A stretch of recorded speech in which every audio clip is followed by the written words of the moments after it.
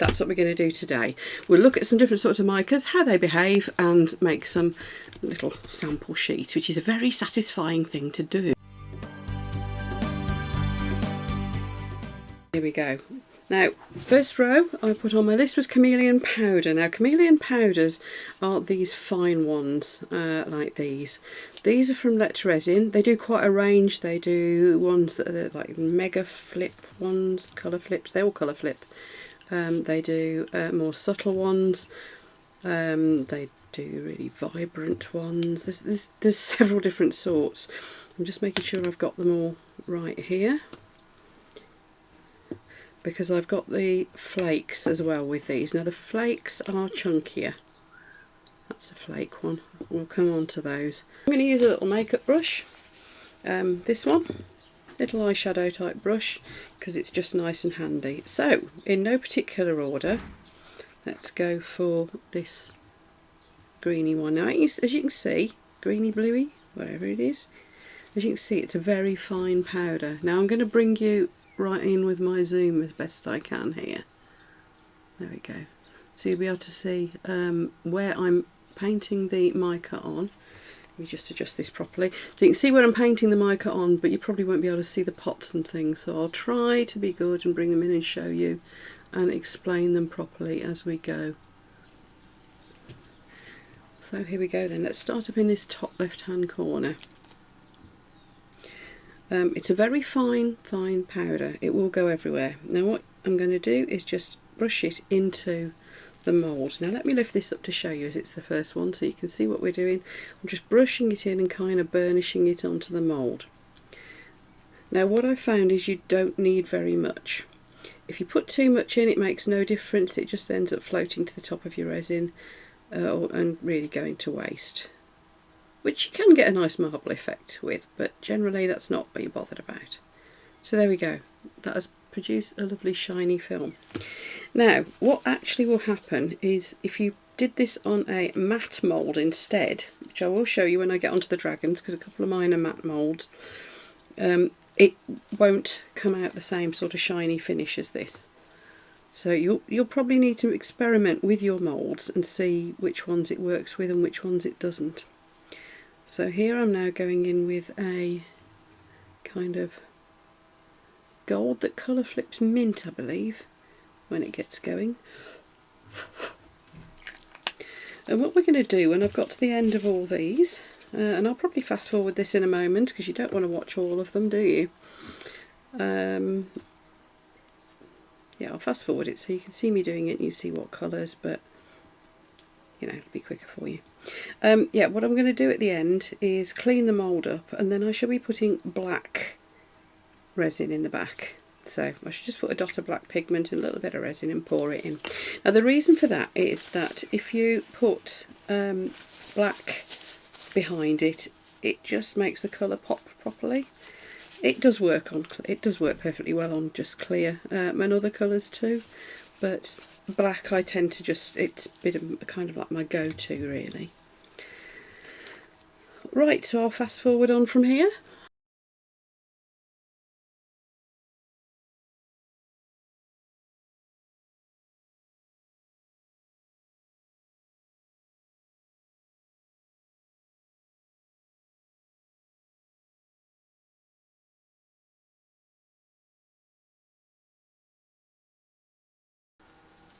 Right, so that's the powdery ones done, and I'm just going to go like that and wipe across the top of the mould. What you can do, of course, is use some sticky tape as well. That's good for getting stuff off your moulds. Well, it's quite obvious when you open it that this is much chunkier. It doesn't work on some moulds. The matte mould, I don't find it works at all on. It just won't adhere to it. I don't know why, but we're going to use it now. Be warned, if you thought glitter was the devil's work, this is worse. If you knock a pot of this over, you'll know what I mean. The other thing is, of course, it floats around, so it's going to go everywhere. You don't want to be breathing it in, so be careful. Look, see, it's already going everywhere. Right, so I've put far too much in there probably. It's almost like using very fine gold flake. Now if you use this on a shiny mould, it is dramatic. It's superb. But it's, yeah, like I said, it's a bit faffy, it goes everywhere. I can still see it wafting around in the air around me. You don't want to be breathing it in, you really don't. And if you tip it over, it's a nightmare. So there we are. Yeah, that's what it's like. But you can see it actually colour flipping in the pot. So if you've got a nice shiny mould, it's absolutely amazing. Take your top off very carefully as well. Can I suggest holding the pot maybe while you do it? Keep it very close to what you're working on so you don't end up with too much of it going everywhere. Ooh, look at that. I mean, that has just got dragon written all over it, hasn't it, these colours?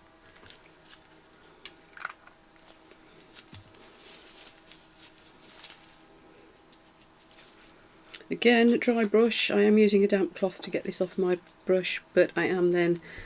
my washing machine's going to love me. I'm drying it off on my jeans.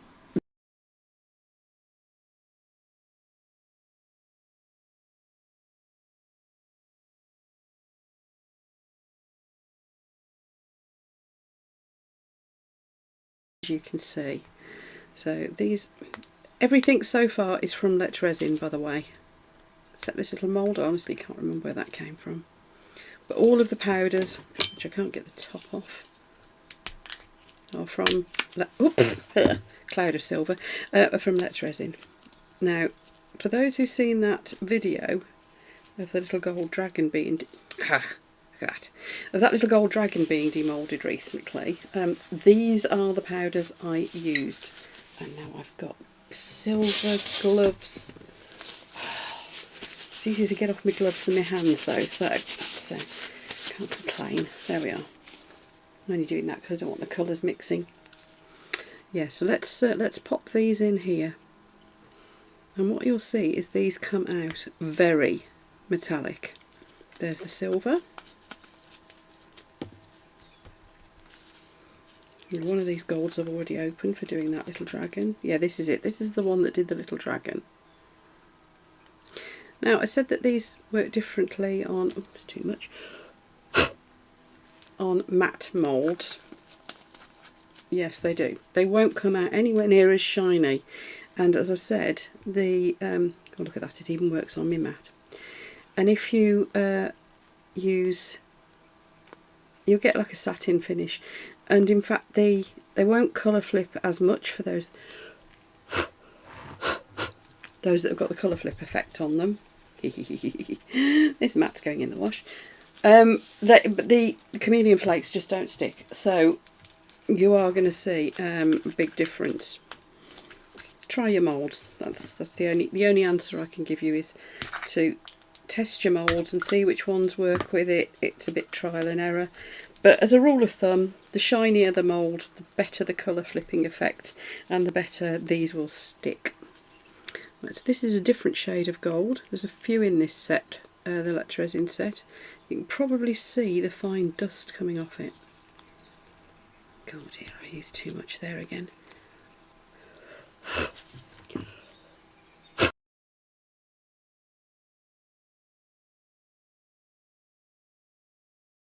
I was going to put some of the standard ones in, wasn't I? So let's put those across this row, just to show you the difference. Now these, they're going to get too small for you to be able to see eventually. It is quite a small mould, as you can see.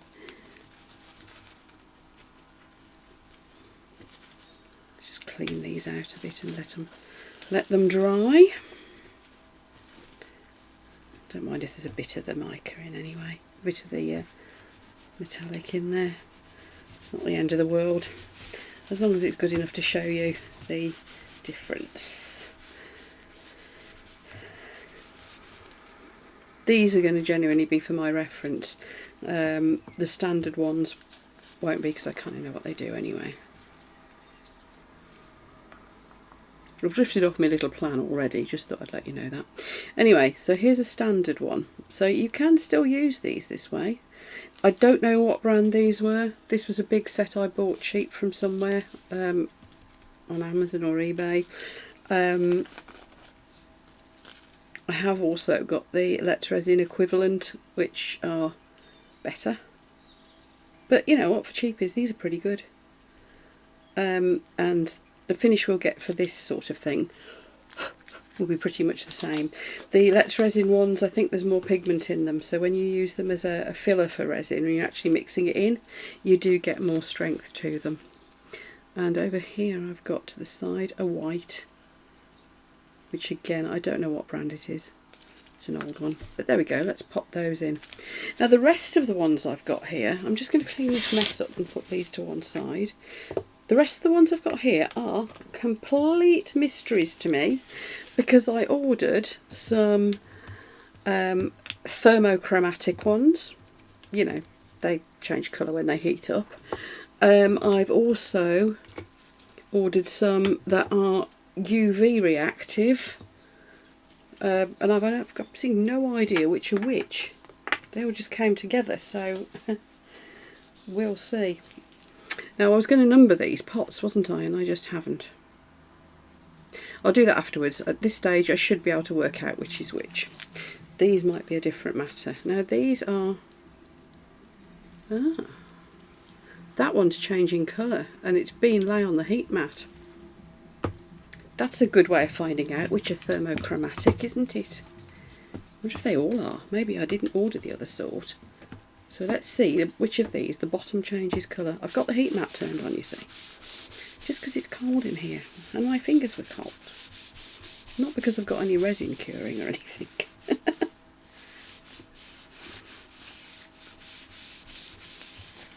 Right, I'm just going to tap this mould off actually. I will get the excess out.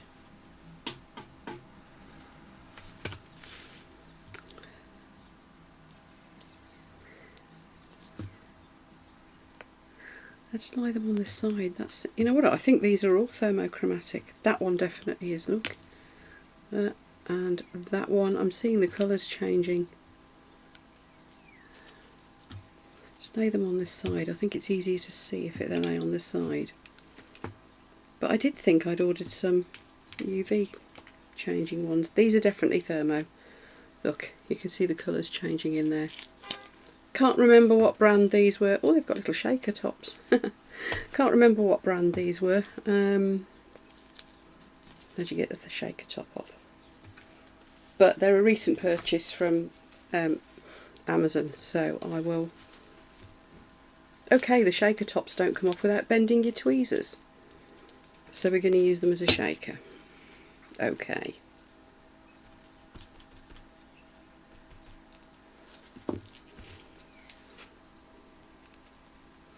So that's pale pink. I'm sure that was bright pink a minute ago.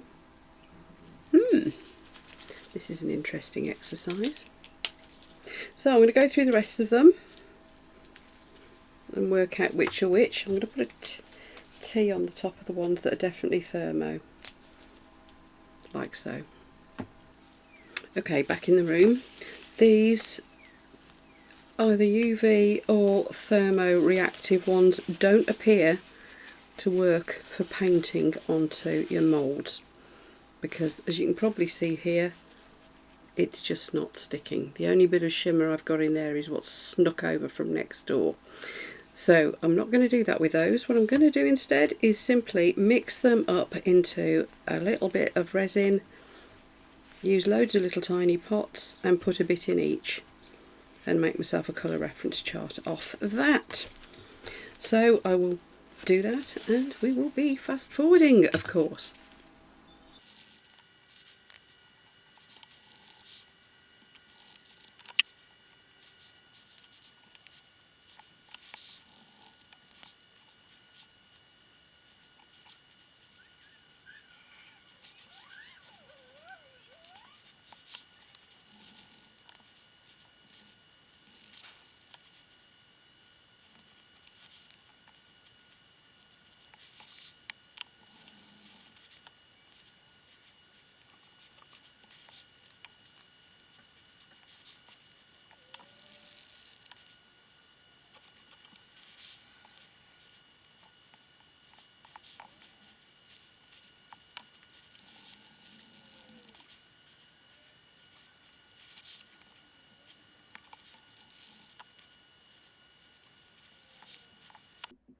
Well, here we go then. I've been demoulding these little beauties. So what to show you? First of all, let's have a look at those thermochromatic ones, because I was quite excited about those. Yeah, look, that's the colours they are when they're cold. Look at that. Lovely and bright. Right, I'm now about to plug my heater back in, my heat mat, and watch. We can watch together what those do. Right, well, I'll show you the rest. Now, these were the ones that were just ordinary. I'll put them in my hand. Oh, dirty hand.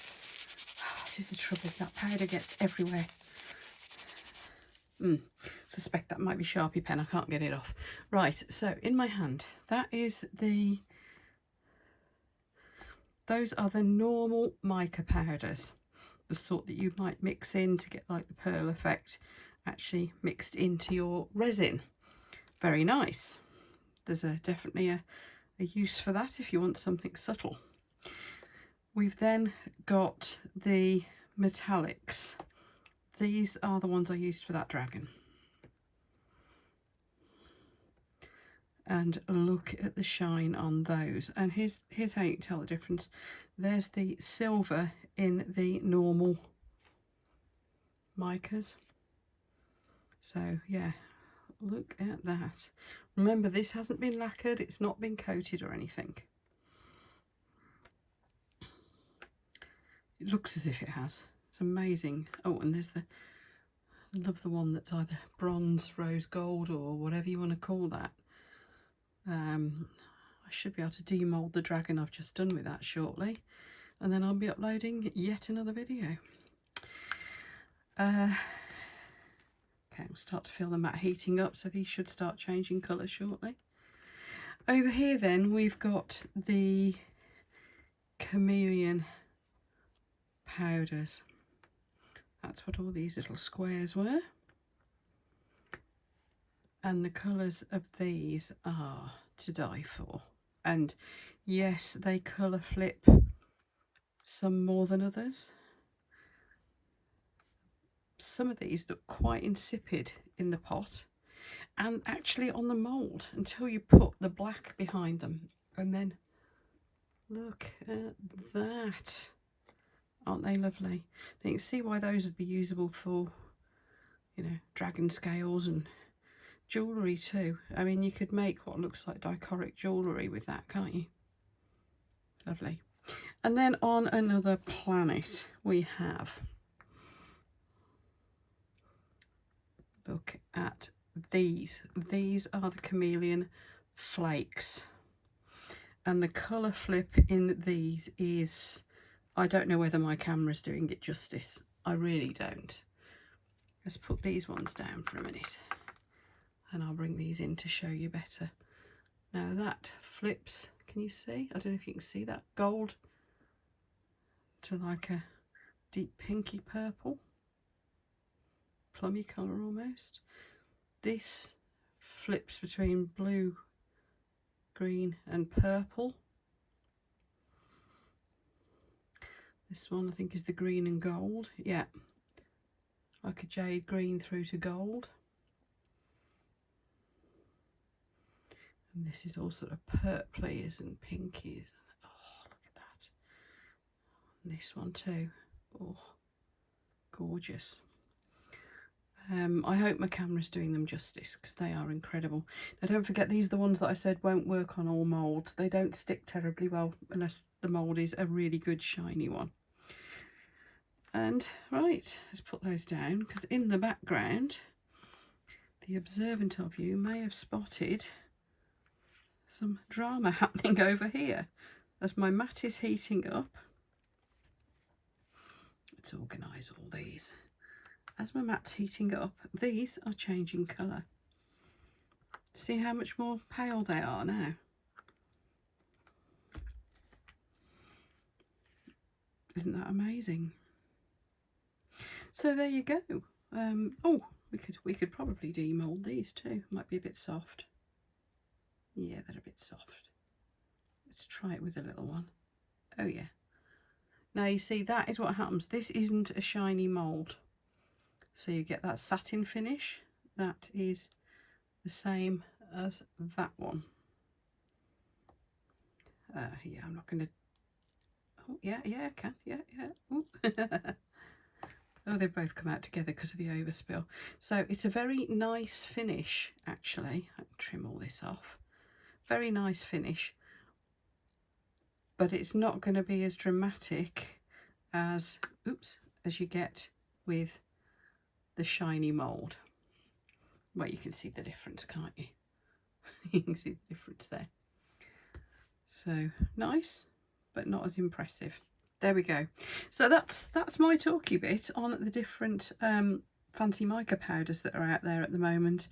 I will be getting the dragon done with this, demolded later this evening, and get working on the video on that as well. So watch this space. Thank you so much to all of those who've subscribed. For those who haven't yet, I hope you got some value from this video too, and will consider subscribing. I really do appreciate the support. So thank you all, folks. Don't forget, I do requests. So if there's anything you would like to see me experiment with, then please do pop it in the comments below or on the community page. All of this here and the dragons that I'm going to be doing are down to you guys and your requests. So yeah, keep them coming and I will keep producing the videos that you want to see. Take care all, happy crafting.